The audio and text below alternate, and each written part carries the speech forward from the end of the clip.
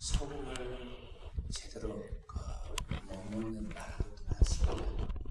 다 이렇게 내륙에만 있어가지고 소금이 귀한 나라도 있어요. 우리나라는 굉장히 소금이 싸잖아요.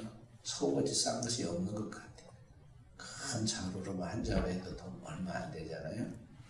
근데 고대에는 소금이란 정제하는 그런 법을 몰라가지고 소금이 귀했어요. 소금이 거의 황금 수준이었습니다. 사도행전에 보면 저 위쪽에 있는 시돈 사람들이 소금을 구하기가 굉장히 힘들어다 가지고 이 헤롯에게 아주 잘 보이려고 애를 쓰는 그런 이야기 나오잖아요. 왜냐하면 왕궁에서 나오는 소금을 얻어먹고 살기 때문에.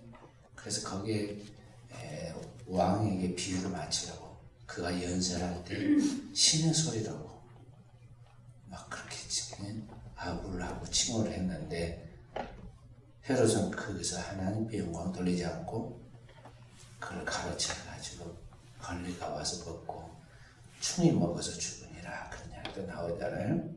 고대에는 소금이 굉장히 귀했습니다. 이러한 때에 주님이 세상에 내는 소금이 되라, 그래서 그러한 귀한 사람도 되라 그런 뜻도 되죠. 그러나 더 나아가서 이 소금은 그 소금이 들어가서 음식을 맛을 내고 부패함을 막고, 그래서 여러 가지 다양하게 소중한 역할을 하기 때문에 소금과 같이 내가 소중한 자가 되라, 희생하는 자가 되라, 자기를 녹여서 모든 다른 생명을 살리는 자가 되라, 그런 의미에서 주님께서 너희는 세상의 소금이라고 말한 것입니다. 로마 시대의 최고의 찬사가 바로 그래서 세상에 소금 같은 사람이라고 불린 것이었어요. 세상에 소금 같은 사람이다. 그러면 그 사람은 그 당대 최고의 훌륭한 사람이라는 그런 뜻이었습니다. 로마 시대에 설교를 너무 잘해가지고 황금의 입이라고 불리는 사람이 있어요. 본명이 있는데 그 별명이 뭐예요? 크리스토스톰이라는 별명인데 그게 황금의 입이라는 뜻입니다. 요한 크리스토스톰이라는 이 사람이 이렇게 말했어요. 하나님이 왜 공기를 가장 흔하게 만드신 줄 아십니까? 그것은 세상에서 가장 귀한 것을 모든 사람들과 나누라고 하신 것입니다. 그렇다면 하나님께서 공기와 같이 많은 사람들에게 나누라고 만들어 주신 게 또 뭐가 있을까요? 공기와 비교하면서 이야기했어요. 그것이 바로 소금입니다.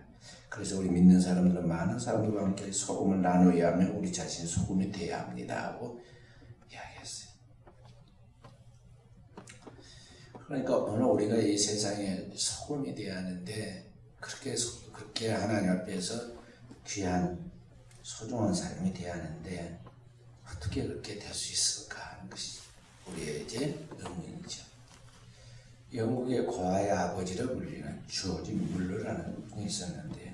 이 조지 물러가 간증할 때 이렇게 말했습니다. 나는 어느 날 죽임을 당하였습니다.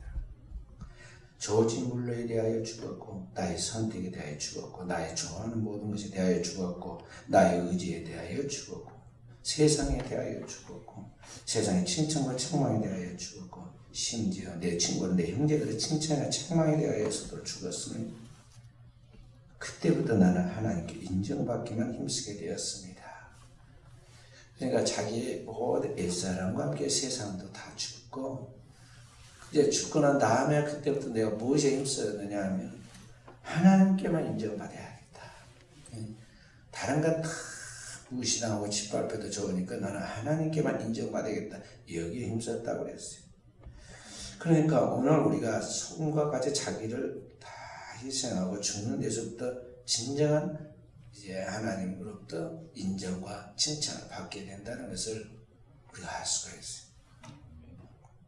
자기를 죽이는 것, 희생하는 데에서부터 진정한 하나님께 영광 돌리고 하나님께로부터 칭찬받을 하나님의 사람, 영의 사람이 될 수가 있다 그런 것이죠. 20세기의 가장 위대한 성자라 불렸던 슈바이처를 우리가 다 압니다. 슈바이처는 신학자이고 철학자이고 의사입니다. 그리고 오르간도 수준급이어가지고 오르간 연주자로도 유명했어요. 근데 그러한 유능한 사람이 아프리카 오진 가봉에 가서 죽기까지 거기서 영혼의 생명과 육신의 생명을 살리는 일을 위해서 헌신하다가 부름을 받았죠. 그가 일생 동안 헌신하는 그 공로를 인정해서 1952년에 노벨 평화상을 줍니다. 근데 이 슈바이저가 이와 같이 위대한 삶을 살아가게 된 것은 처음부터 나 위대한 사람 되어야겠다, 부모가 너 위대한 사람 되어라 그렇게 해가지고 된 것이 아니고 어떤 사소한 일이 계기가 되어가지고 그렇게 되었어요. 어느 날 우체부가 와서 우편물을 꼽아놓고 갔습니다. 그래 그냥 자기 집에 온 우편물을 가지고 들어오려고 쭉 어디서 왔나 우편물 보니까 말이야 자기 집 우편물 안에 하나 끼어 있었어요. 옆집에 배달돼야 하는데 이웃집에 배달될 그 잡지 하나가 잘못 우체부가 착각을 해가지고 자기 집에다 넣어놔서 그 잡지가 자기 집에 아니까 옆집 거심으로 그걸 가져다 주려고 들고 가면서 오래 보니까 그 표지에 그런 이야기가 나옵니다. 아프리카에 수많은 사람이 질병으로 죽어갑니다. 그러나 이들을 도울 사람이 한 사람도 없습니다. 표지에 나온 글인데 들고 가면서 갖다 주려고 하다가 이걸 보면서 굉장히 감동을 받고 내가 지금 의사가 돼야겠다. 의사가 돼서 저 사람들 가서 도와야겠다. 그 생각을 하게 됐어요. 그래서 그 즉시 그가 결단을 하고 아프리카 선교사가 될 꿈을 가지고 1905년도에 의학 공부를 시작합니다. 그래서 1913년에 8년 만이죠. 의학 박사가 되고 자기 아내는 간호사 훈련을 받아가지고 그 아내와 함께 아프리카 가봉으로 선교사로 떠난 거죠. 파송돼서 떠난. 그리고 그 아프리카 가봉이라는 오지에 들어가서 랑바네네라고 하는 그 병원을 세우고 거기서 평생 생명을 살리는 일에 헌신합니다. 그리고 그가 1923년에 그러니까 이제 의학 박사가 되어가지고 선교사로 들어가요. 이제 10년 만이죠. 10년 만에 생명에 대한 경이라는 책을 썼어요. 생명에 대한 경. 슈바이처의 사상이기도 하죠. 모든 생명 속에 오묘하고 신비하고 초자연적인 하나님의 역사심이 있으므로 우리는 이 생명을 소중하게 여기고 존중해야 한다. 그런 사상이 있어요. 그 생명은 하나님의 신성에 대해서 깃들어 있는 소중한 것이므로 우리도 존중해야 한다는 그런 이야기죠. 근데 그렇게 해서 그때부터 이 아프리카에 있는 그 새카맣게 생겼고 미개하고 부지한 그 사람들을 복음을 전하면서 그러면서 그들의 육신의 질병들을 치료하는데 그의 일생을 다 낭비하고 허비하죠. 그렇게 해서 그때는 사람들이 그냥 보통을 생각했지만 나중에 그 공을 인정하고 그 업적을 기리면서 그에게 이제 노벨 평화상과 함께 그를 밀림의 성자라고 이렇게 사람들이 부르게 된 것입니다. 그러니까 하나님이 우리를 부르시고 역사하실 때 오늘 이 이야기처럼 아주 사소한 작은 어떤 계기들이 시작이 되어가지고 거기서부터 그걸 잘 이루어 나아가는 가운데서 거기에서 하나님이 그를 통해서 일하시고 역사하신 것을 볼 수 있다는 거예요. 그래서 우리는 주님이 지극히 작은 일에 충성해야 한다. 우리가 늘 마음에 생각해야 돼. 많은 사람들이 허망한 생각을 많이 갖습니다. 사람들이 굉장히 크고 또 눈에 보이기에 아주 멋있어서 압도적인 어떠한 것들이 나타나면 그게 전부인 줄 알고 끌려다닙니다. 더 눈을 휘둥그리고 그것만 쳐다보다. 그래서 고대에는 큰 나무를 보거나 큰 산을 보거나 또는 큰 어떤 것만 보면은 막 그 앞에서 절을 하고 숭배졌어요. 만물을 다스려 정복할 인간이 하나님의 형상과 모양의 인간이 동물도 잡아먹고 동물도 말이죠 다스리라고 그랬더니 힘세 호랑이를 보고는 놀래가지고 산신령이라고 그래서 호랑이도 숭배하죠. 그리고 미개한 시대가 있었죠. 그러니까 오늘 우리는 이 눈에 보이는 이 현상 세계에서 뭔가 사람들이 크고 대단한 뭔가를 소유하고 또 그런 것을 찾아다닐 때 우리가 같이 덩달아 뛰어서는 안 되고 하나님의 나를 부르신 그 삶의 자리 그 자리에서 그것이 아무리 작고 사소한 것이라 할지라도 그 속에서 하나님이 일하시는 그 하나님의 뜻을 발견해서 그 하나님이 내게 감동하시고 내게 인도하시고 오늘 여기에 서 있게 하신 이 일에 최선을 다하고 나아갈 때 그 일의 삶의 목표를 정하고 최선을 다해 나아갈 때 하나님의 그 일을 통해서 하나님의 놀라운 크고 비밀한 일을 이루어 주신다는 것입니다. 할렐루야. 아멘. 예레미야서 33장 2절 3절 그랬잖아요. 이 일을 행하는 여호와 그 일을 지어 성취하는 여호와 만군의 여호와가 내게 이르노라. 너는 내게 부르짖으라. 내가 내게 응답하였고 내가 알지 못하는 그거 비밀한 일을 내게 보이리라 그랬어요.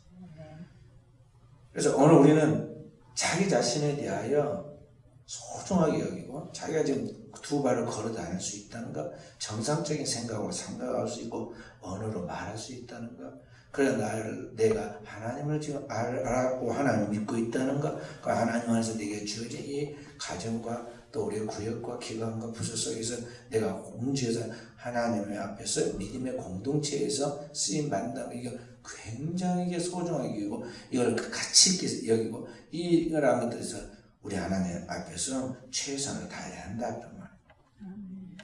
오늘 우리가 어떻게 내 삶의 자리에서 하나님께 영광 돌리는 자가 될 수 있느냐? 우리가 먼저 생각해서 지금 맡은 자리에서 자기 하는 그 일에 최선을 다하라는 것입니다. 성령 안에서 최선을 다해야 돼요. 사람들은 지금 현재 자기의 눈에 보이고 나타나고 하고 있는 일을 과소평가하고 어디에 하늘에서 또는 저기 땅에서 또는 꿈속에서 뭔가 신비하고 아주 신기한 어떤 것들을 보거나 듣고 체험하려고 해요. 그래서 고대 또 우리나라 사람들은요 점을 많이 치고 무당 불러다 구슬하고 그 대신 무당의 말이라도 뭔 소리를 좀 들어가지고 신기한 말을 들으려고 예언의 말을 좀 들어가지고 자기한테 마음의 유한을 삼으려고 하고 그렇죠. 기독교인들은 어떤 성경 외에 성경이 아무것도 안 시시하게 생각하고 말이죠. 성경에 따른 어떤 데 가서 계시를 받는다고 말해요. 하나님은 살아계시 온 땅에 충만한데 이사야 8장 8절에 보면 임마누엘이 내 편은 나에게 온 땅에 충만하리라. 온 우주에 편만하게 계신 살아계신 그 하나님이죠. 그 하나님 앞에서 하나님이 정한 곳 지정해서 딱 하나님 눈이 머무르는 곳이 있어요. 그 하나님께서 그 곳에 하나님의 그 영원한 계시의 말씀 하나님의 말씀을 주시고 그 말씀을 끊임없이 선포해서 듣게 하고 내 눈으로 보게 하고 그 하나님 말씀이 내 마음에서 생각나게 성령에 대한 역사하시는데 그것을 통해서 하나님의 정상적인 음성을 들으려고 한 것이 아니라 다른 어디에 가서 이상을 보고 들으려고 하고 그렇게 하였다는 말이죠. 그런 것들을 보면서 미혹하는 영이 오늘 두루 다니면서 오늘 우리에게 그런 잘못된 미혹에 빠져서 잘못된 그런 끌려가도록 귀신의 가르침을 줘요. 구약의 사울 왕 하나님 말씀을 불순종하니까 그 영이 끊어져 가지고 하나님과 단절돼 가지고 하나님의 음성이 안 들리고 환상도 보이지 않고 아무것도 나타나지 않습니다. 그러니까 어떻게 해요? 억지로 뭔가 음성을 듣고 계시를 받으려고 하다 보니까 어디에 가느냐면 엔돌에 점치는 여인에게 자기 말로 찾아가서 그 사람이 안 하겠다고 하는데도 억지로 불러내라고 그래가지고 귀신을 불러내는데 사무엘의 모습으로 변장한 그런 귀신을 불러가지고 귀신의 가르침을 듣습니다. 그때 좋은 일이 생기느냐? 죽는다 소리밖에 더 들었어요. 점치면 반드시 뭔 이야기냐면 좋은 일이 있단 말 안 해요. 좋은 일이 있는데 뭐라고 구술하겠어요? 그러니까 점치는 사람들은 꼭 문제가 있다, 애군이 따른다, 무엇이 어쩐다 하면서 그 다음에 그 액땜을 해야 하니까 점을 지하고 구술해야 하고 이게 정성이 부족하니까 이런 시시하게만 안 되고 30만 원짜리 안 되고 100만 원짜리 하고 150만 원짜리 하고 계속 눈치 봐가면서 200만, 300만 올립니다.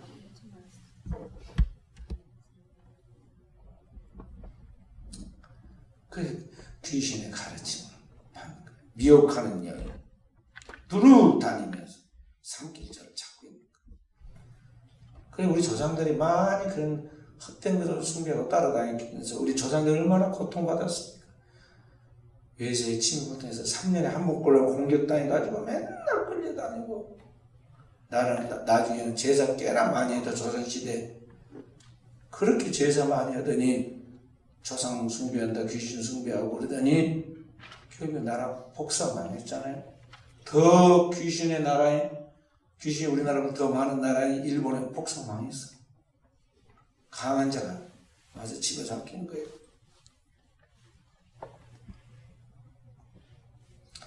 그렇게 주의 뜻을 발견하게 어떤 세상에서 우리나라가 전통적으로 해왔던 잘못되어 있는 관습과 또 미신적인 그런 것들을 절대 따르지 말라는 거죠. 계시는 창세기부터 요한계시록까지 이 말씀 속에 다 들어있어요. 그 말씀 속에 하나님의 모든 것이 다 들어있다고요. 그래서 그 말씀을 읽고 그 말씀을 설교를 그냥 듣고 그 말씀의 그러한과 성경의 제자를 통해서 가르치는 것고 훈련하고 기도하고 그리고 말씀이 절대 믿음으로 확신하라 다가오면 그 말씀의 행동을 실천하면 그것이 영원한 하늘의 신령한 복과 땅의 축복을 가져오는 비결이다 이 말이죠. 그래서 요한계시록 1장 3절에 이 글을 읽는 자들과 듣는 자들 가운데 있는 것을 지키는 자의 복이 있다. 잠언 1장 1절부터 3절까지 뭐라고 했어? 복 있는 사람이 어떤 사람이냐? 주의 말씀을 주야로 묵상한 사람이다. 그 사람이 시냇가에 심은 나무처럼 반드시 시대를 쫓아 열매를 맺게 되어 있다고 가르친 것입니다. 그래서 오늘 우리는 신앙생활을 할 때도 자꾸 뭔가 프로그램을 만들고 자기 눈에, 자기 마음에, 자기 어떤 생각 속에서 유한이 될 만한 걸 찾아다니지 마세요. 유튜브를 찾아다니고 뭘 찾아다니고 다 쓸데없는 짓. 호기심이 왜 그렇게 많은지 몰라. 신앙은 단순해야 돼. 단순하면 그 속에 능력이 있는 거예요. 머리가 커지면 반드시 영성이 약해지게 되어가고 있어요. 제가 신학을 공부할 때요. 목회를 하는데 신학교에서 다니면서 공부하느라고 공부에다가 그렇게 그러니까 지식은 많이 쌓는데 영성이 약해지더라고요. 방학 때면 그 보충원이라고 막 더 많이 기도해야 하고 또 학교에서 공부하고 있다 보면은요 시간을 거기다 많이 썼으니까 영성이 또 약해져. 물론 기도를 안 하는 게 아니야. 매일 하루에 5시간, 6시간 했다고. 새벽에 3시간, 저녁에 2시간. 그러지만은 이게 완전히 딱 하나님 말씀과 함께 동행하는 사람이 안 되고 또 신학 공부하면서 이성적 논리로 분석하고 분별해가지고 그것을 정리하고 그렇게 하다 보니까 이게 온전함이 아니었단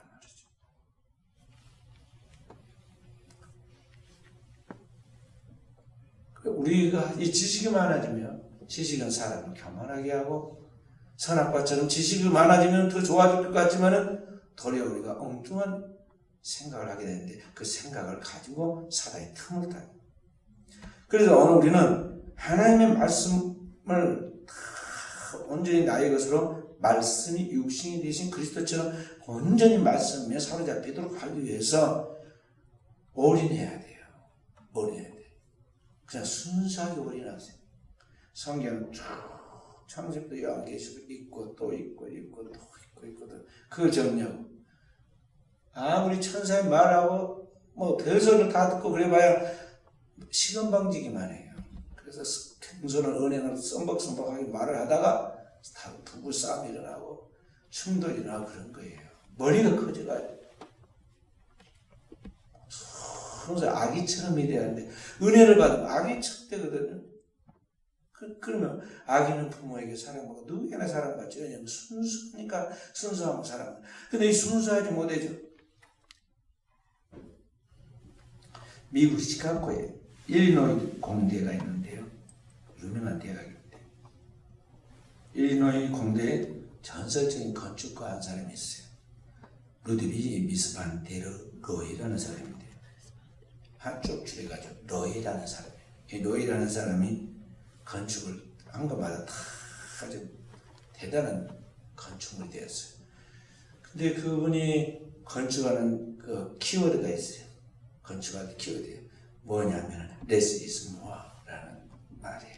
less is more. 그 말은 뭐냐면 무슨 말이냐면 더 적은 것이 더 많은 것이다. 그런 뜻이에요. 더 적은 것이 더 많은 무슨 말이에요? 건축적으로 정의해서 볼 때 그런 말이에요. 그러니까 단순한 것이 좋은 건축물을 만든다 그런 뜻으로 지금 그렇게 줄여놓은 거예요. less is more. 좀 더 적은 것이 더 풍성하게 많은 것을 만들어낸다.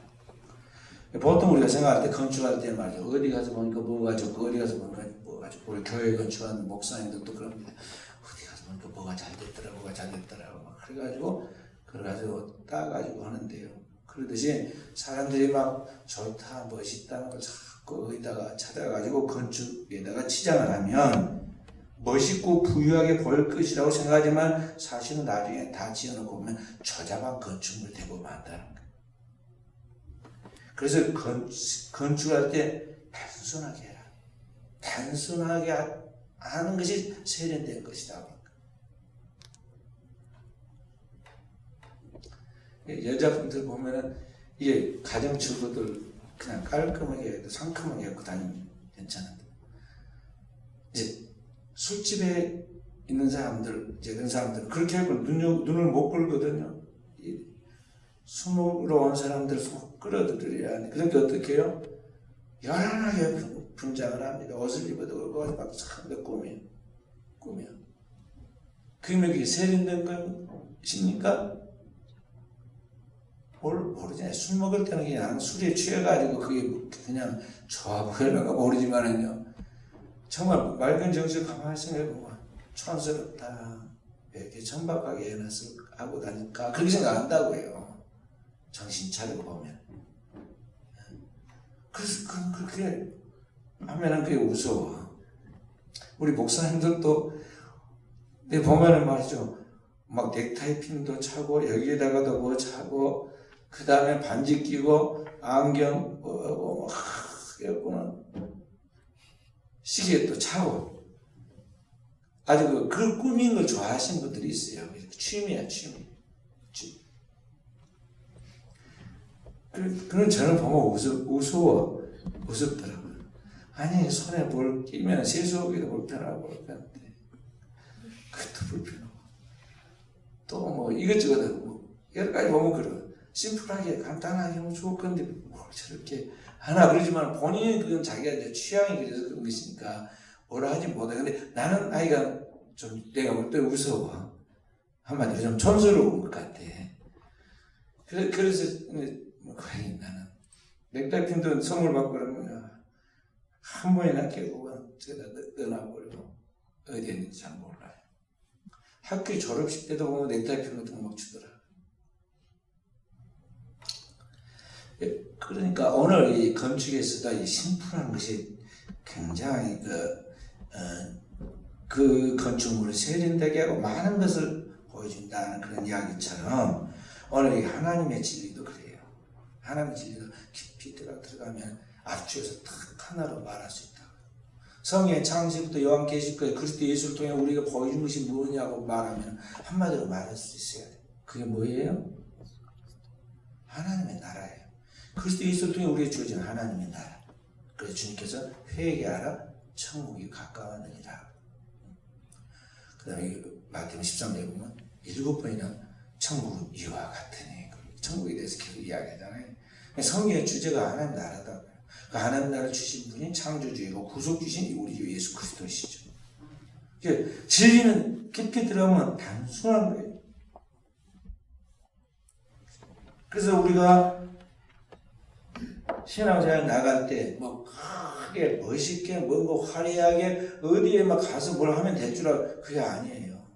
항상 진리는 단순한 데 있고 내 삶의 자리에 있고 내 하는 그 속에 있는 거예요. 대사도 베드로를 주님께서 하늘에서 데리고 왔습니까? 아니면 주님께서 저 외국에서 유학하는 학생들에서 불러왔습니까? 그냥 주님이 가신 갈릴리 바다에 물고기 잡는 어부, 물고기 잡는 그의 어부인 시몬의 그 삶의 자리에 거기에서 주님이 부르세요.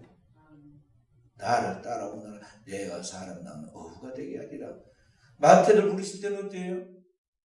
그런 세리장에 세리니까 그가 지금 세금 걷고 있는 그 자리에 주님께서 지나가시다가 나를 따라오너라 부르시잖아요. 오늘 우리가 살고 있는 그 삶의 그 자리가 그리고 그 자리에서 주님을 만나게 되고 그 자리에서 주님을 영화롭게 하는 삶을 살아야 한다는 거죠.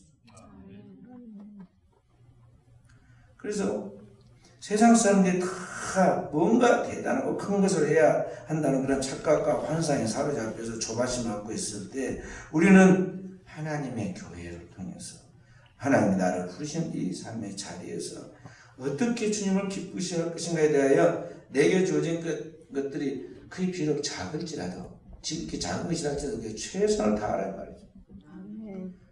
우리가 잘 아는데 D.L. 무디 같은 사람도 전도자도 주일학교 교사에서부터 성공했잖아요.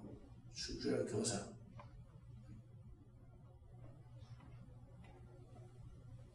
그가 구두 닦기 했는데 예수 믿고 나서 전도받고 예수 믿고 나서 자기도 주일학교 교사 하고 싶은데 배운 것도 없고 무식한 그에게 어떻게 주일학교 학생 맡기겠어요. 그래서 목사님 시키지 않았어요.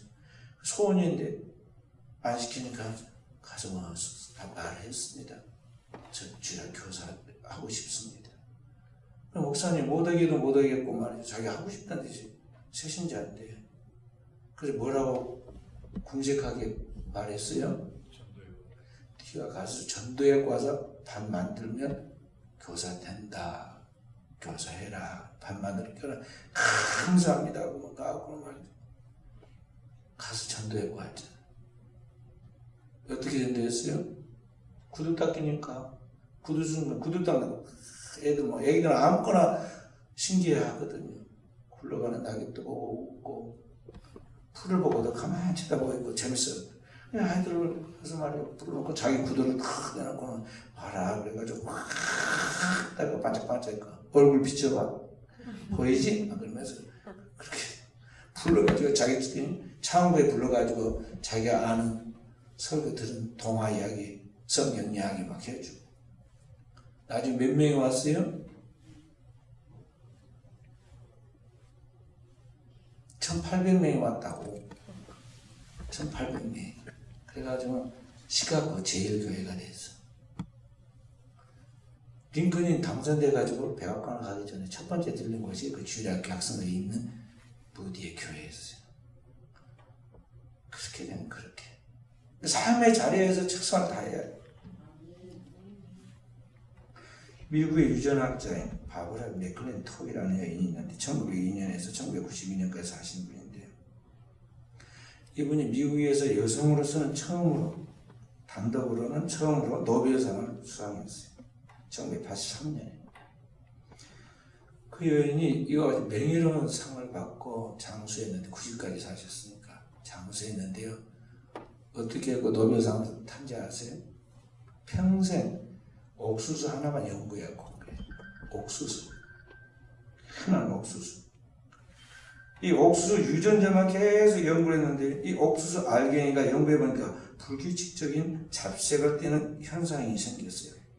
옥수수 가만히 관찰해보니까 근데 보통 연구하는 그때 당시 연구 방법은 뭐냐면은 어떤 분석적인 방법을 통해서 이렇게 유전자 분석을 통해서 이렇게 분석을 하는데 오늘 그냥 단순한 그런 전통적인 방법을 유행 따라하는 것이 아니라 계속 옥수수를 쳐다보고 연구해 보니까요. 이게 뭔가 유전자가 한 곳에만 고정되어 있는 것이 아니라 여기저기 위치를 이동하면서 이렇게 튀는 유전자가 나왔어요. 발견됐어요. 그 이야기를 하니까 말이죠. 지금까지 내가 전통적 밥 먹거나 안 맞은데 엉뚱한 이야기를 여자가 한단 말이죠. 그러니까 그 시대의 사람들이 다 학자들 뭐라 하냐면은 별로 하지도 못하고 공부도 안 해가지고 뭘 모르면서 한다고 왕따를 시켰어요. 따돌림을 당했어. 수십 년 동안. 나중에 또 다른 공부한 사례 보니까 이 튀는 유전자 이론의 증거가 될 수 있는 그런 것들이 또 나왔어요. 그래서 그걸 갖다 서포트를 해줬어요. 맥클린이 말한 생명 자체에 대한 지적적인 그런 관심을 통해서 가만히 보니까 이게 이제 이해가 된 거예요. 그래서 이 옥수수 하나만 연구했어요. 옥수수는 마치 살아있는 생명체처럼 가만히 살펴보고 거기서 나오는 것들을 정리해보면서 이 메시지, 그 옥수수가 저는 메시지에 귀를 기울이면서 이 옥수수지만 이 옥수수를 진심으로 사랑하고 나아가니까 여기에서 좋은 결과가 나왔다는 거죠. 우리나라도 옥수수 박사, 김순곤 박사 있잖아요. 북한에다가 옥수수 갖다가 이렇게 이제 재배하는 것도 가르쳐주고. 그러니까 오늘 우리가 우리의 삶의 현장에서 뭔가 위대한 일을 막 이렇게 해야 된다. 부모를 잘 만나가지고 금수저 뭐 하는데 그러지 못하고 그냥 흙수저는 안 된다는 또. 뭐 지역이 우리가 이게 저기 경상도에 있으면 그래도 나을 건데 전라도에 가지고 뭐 어쩐다는 또. 명문대학을 나와가지고 거기에서 그렇게 돼야지 이 학연으로 연결돼가지고 뭐가 될 것인데 이 학교를 잘못 들어가가지고 이렇다. 별 핑계를 다 하죠. 성경은 절대 그렇게 말하지 않고 오늘 내가 서 있는 그 삶의 자리에서 하나님이 나에게 할 수 있도록 기회를 준 그 일을 통해서 일을 하되 주님이 우리를 사랑까지 이 생명에 대한 경외를 가지고 사랑하고 주님께서 이 생명을 살리는 일에 최선을 다하신 것까지 오늘 우리도 그 일에 최선을 다하면 오늘 우리의 삶의 모든 부분에 결과가 나타난다는 것입니다. 할렐루야. 그렇게 해서 하나님 앞에 칭찬받는 영광들을 입는데 나올 수가 있는 거예요. 주님이 오늘 말씀하신 맡은 자에게 고약한 충성이라는 말이 바로 그런 거예요. 히브리서 3장 1절에서 6절 말씀 한번 찾아보십시다. 히브리서 3장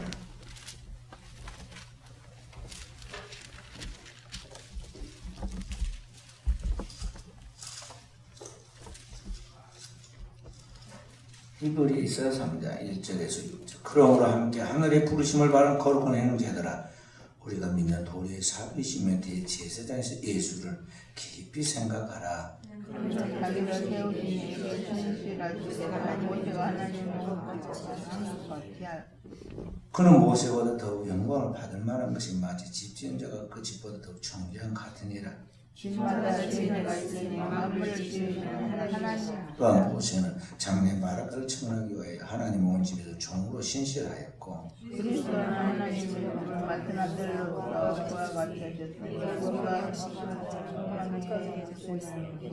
같으셨으니 아멘. 여기 신실이라는 말은 여기 충성스러운 그런 뜻이에요. 신실한 그 말, 충성스러운 그런 뜻. 충성, 같은 자의 구원은 충성이라는 말씀처럼 이 충성이다, 충성스러운 페이스풀이라는 영어인데요. 여기 하나님 앞에서 주님께서 어떻게 하시느냐?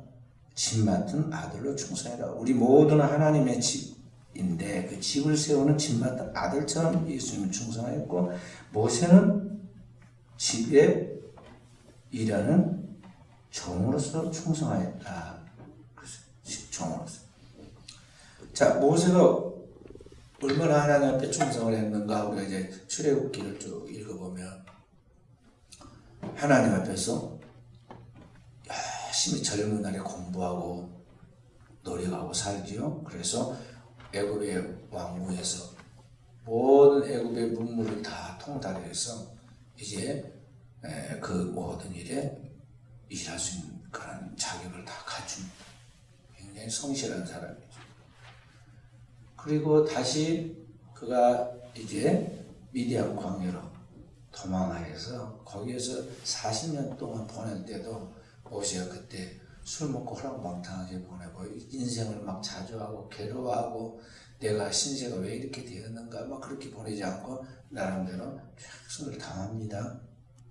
그러다가 나이 80이 되었을 때 하나님이 그를 호렙산 떨기나무 불꽃 가운데서 부르시는데 그때가 뭐냐면 거듭나는 순간이에요. 하나님과의 만남을 통해서 모세가 영적인 하나님의 음성을 듣고 하나님의 뜻이 무엇인가를 깨닫게 되고 내 힘으로 안 되고 하나님의 능력으로만 된다는 걸 확실하게 체험을 통해서 깨달은 때가 바로 이 80이에요.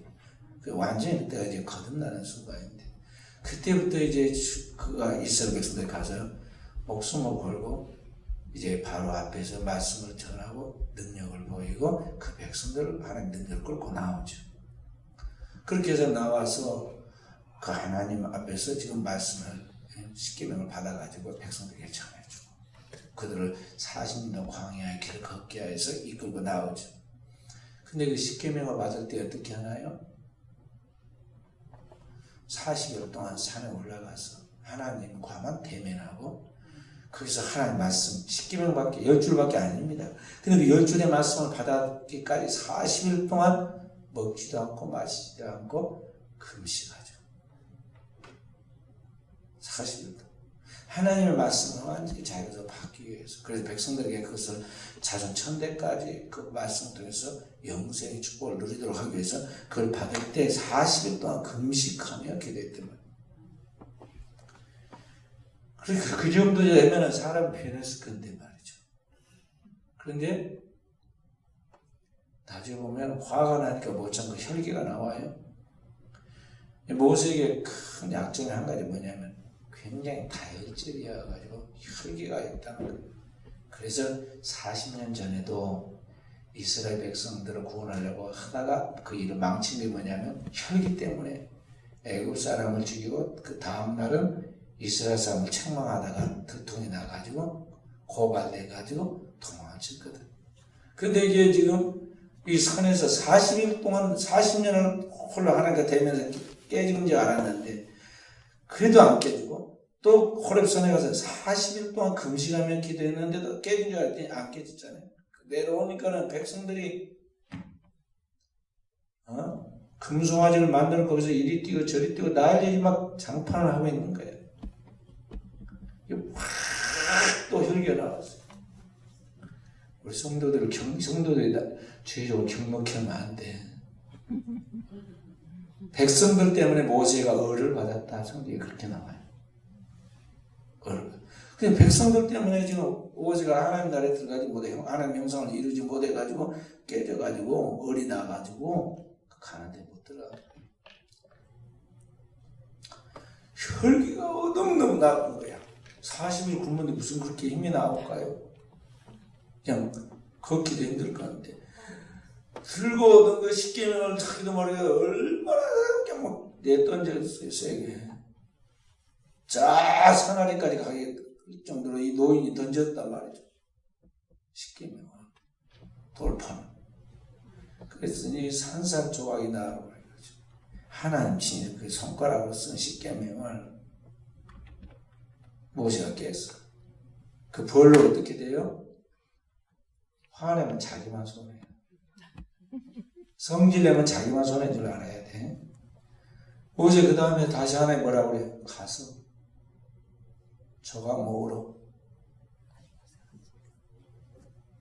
괴를 넣을 판을 만들고 너는 잘 깎은 돌판 2개를 가지고 다시 산으로 올라와라고 했어요. 그래가지고 또 40일 동안 또 굶고 금식 얻기도 했어. 80이 넘은 노인이 그랬단 말이죠. 그래서 나중에 하나님이 그 손가락을 다시 써서 십계명을 주잖아요. 이번에 모세가 그걸 두 손에 탁 받들고 또 깨지면 깨면 큰일 나니까 조심히 내려옵니다. 성질도 죽이고 그리고 내려와가지고 그 언약궤 넣는 판에다가 딱 넣고 2번 금식하고 기도를 했으니까 얼마나 하겠어요. 영성이 막 살아갖고 얼굴에 광채가 났다.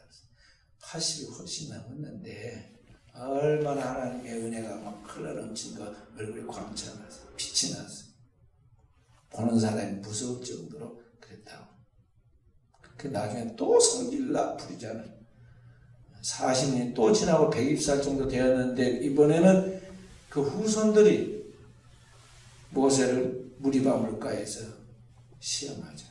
그러니까 이번에 얼마나 썩일이 더 나가지고 자기도 모르게 막 지팡이로 반석들이 쳐가지고 그것 때문에 또 을이 생겨가지고 진짜 가나안 못 들어가 버리잖아.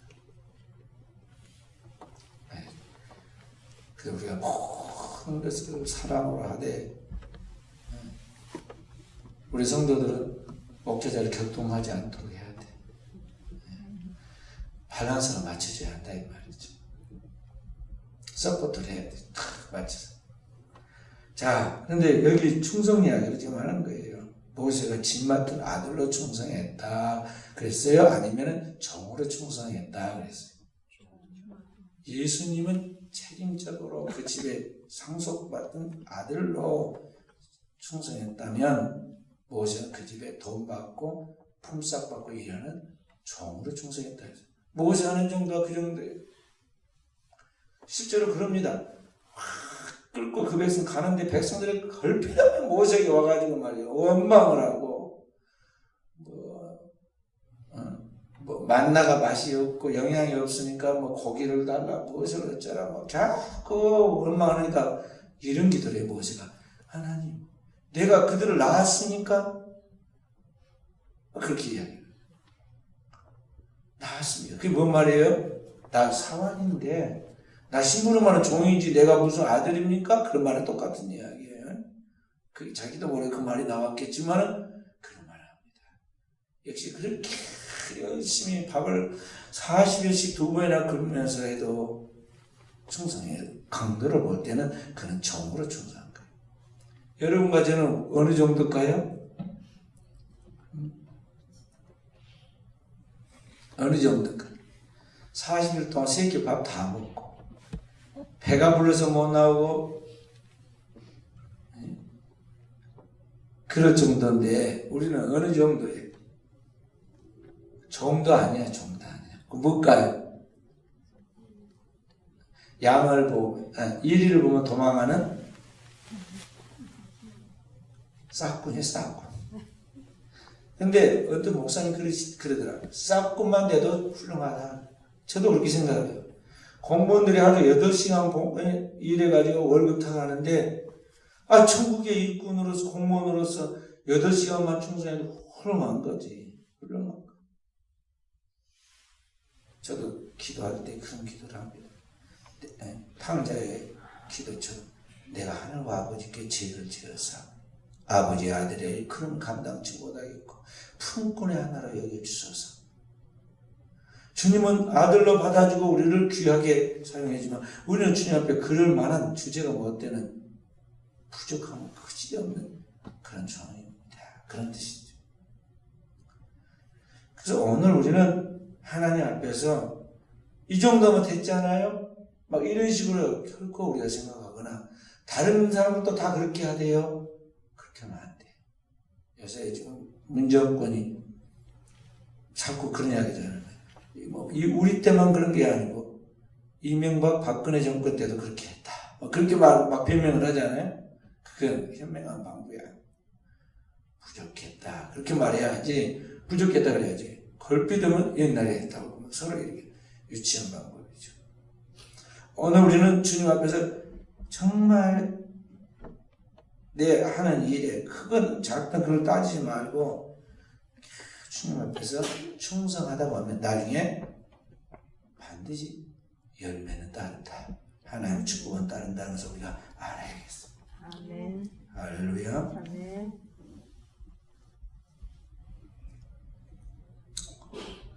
우리 순천만에 가면 무슨 새가 있어요? 흑더러미. 세계적인 희귀종의 흑더러미가 있어요. 울음소리도 달라요. 저도 겨울철이면 순천만에 그 흑더러미 보러 몇 분 가고 그러는데요. 가고 어디 있는가 소리 들어보면 알아요. 그래가지고 가만히 관찰해보면 딱 모여있는 그 논에 쭉 시작하면 목은 하얗고 새들이 다 알겠습니다. 몇 마리는 정찰을 하려고 다 나르고 있고요. 그런데 이 백과사전에 보면요, 이런 날짐승들의 새 종류가 8,600종이 있다고 그래요. 가장 큰 새는 뭔 새일까요? 새 중에? 타조예요. 타조는 키가 2.73m 정도 돼요. 체중은 150kg 넘는다고 그래요. 가장 작은 새는 뭘까요?